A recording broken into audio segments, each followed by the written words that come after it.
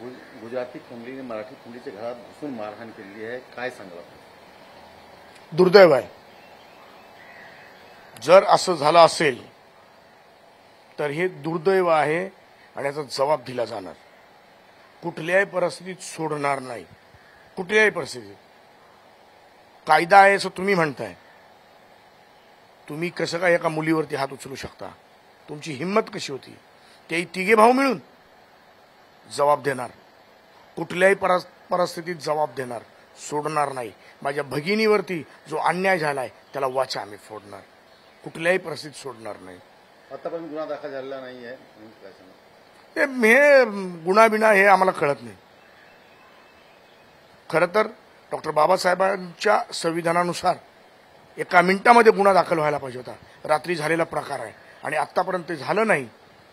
मी एकच सांगतो, बोलत नाही, फटाका वाजणार. गुजराती मराठी वाद कुठून कुठे वाहत चालला आहे. हे दुसऱ्यांदा घाटकोळमध्ये अशा प्रकारची घटना घडलेली, काय सांगू नेमकं? त्याच्यावरती मी भाष्य करणं योग्य नाही. मी फक्त सांगितलं सोडणार नाही. सोडणार नाही. सोडणार नाही म्हणजे काय? तुम्ही विचार करा ना. सोडणार नाही म्हणजे काय? जबाब दिला जाणार. फटाका वाजणार. वाजणार म्हणजे वाजणार. जर माझ्या बहिणीवरती, माझ्या मुलीवरती जर असा कोणी अत्याचार करत असेल, तिघे भाऊ घरात घुसून मारतात. हिंमत कशी होती नालायकांची? सोडणार नाही. तुम्ही फटाका वाजवणार का? अरे ते वेळ सांगेल, पण 100% सोडणार नाही. सोडणार नाही म्हणजे सोडणार नाही.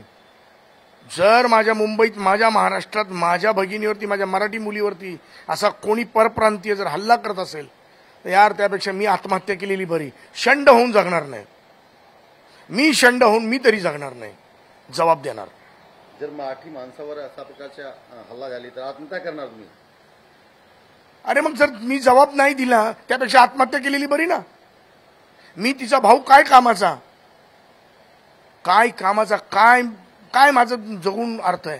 जर मी माझ्या मुलींना संरक्षण देऊ शकत नाही, माझ्या बहिणीला संरक्षण देऊ शकत नाही, तर माझं या जगात राहून फायदा काय? मग आत्महत्या करण्यापेक्षा फटाका वाजवलेला बरा. फटाका कधी वाजणार आहे ते सांगेल. वाजणार, पण वाजणारच. मनसेच्या नेमकं भूमिका काय आहे त्याच्यावर? आता इथे पक्ष नका आणू. माझ्या बहिणीचा विषय आहे, इथे पक्ष नका आणू. पुन्हा तुम्ही मग माझ्या साहेबांना त्रास द्यायचा प्रयत्न करणार नाही. हा माझ्या बहिणीचा विषय आहे, माझ्या मुलीचा विषय आहे.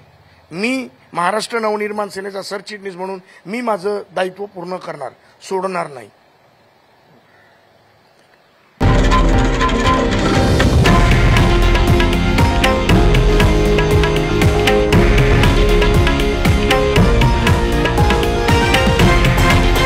हे आहे देशातील नंबर 1 न्यूज नेटवर्क आणि आपण पाहत आहात TV9 मराठी, एकमेव.